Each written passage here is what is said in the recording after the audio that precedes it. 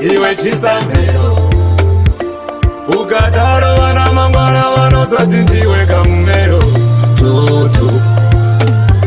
Mwari wangu inzwaiwo kakuchema kwangu, kuchema ina mato yangu moisa kuvana vangu, kuvana vangu. Mwari wangu inzwaiwo kakuchema kwangu, kuchema ina mato yangu moisa kuvana vangu, kuvana vangu. Uzatsangu azineina ina mato yangu muitambire, makomborero mumadurure, zuva nezuva imi muvatarire. Haiwa iwa Mwari, vana vangu muvachengete, makomborero dururai, avanofamba muvatarire.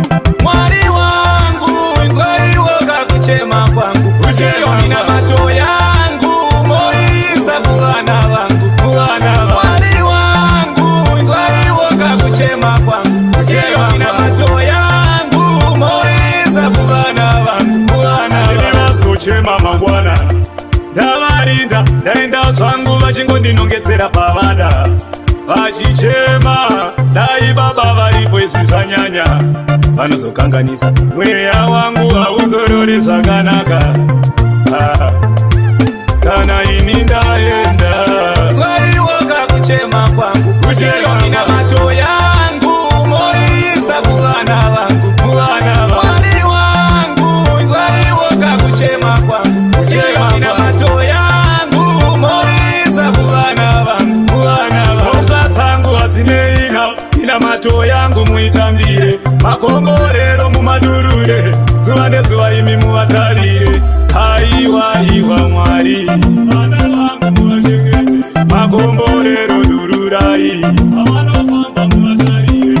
Mwari wangu inzwaiwo kakuchema kwangu, kuchema ina mato yangu moisa kuvana vangu, kuvana vangu. Mwari wangu inzwaiwo kakuchema kwangu, kuchema ina mato yangu moisa kuvana vangu, kuvana vangu. Ndinazochema mangwana ndavarinda, ndaenda zvangu vachingondinongedzera pavada, vachichema dai baba varipo izvi zvanyanya, vanozokanganisa mweya wangu hauzorore zvakanaka.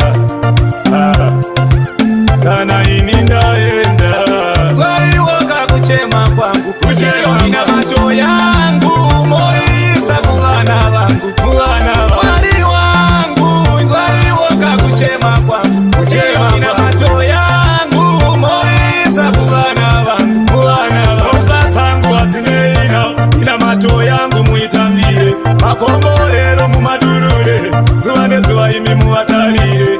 Haiwa iwa Mwari, vana vangu muvachengete, makomborero dururai, avanofamba muvatarire.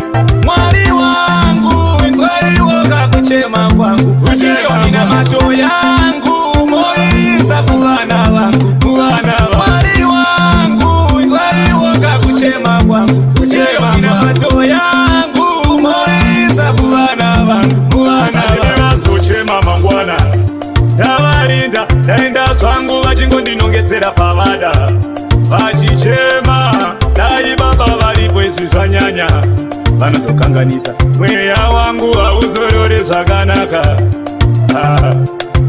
Kana ini ndaenda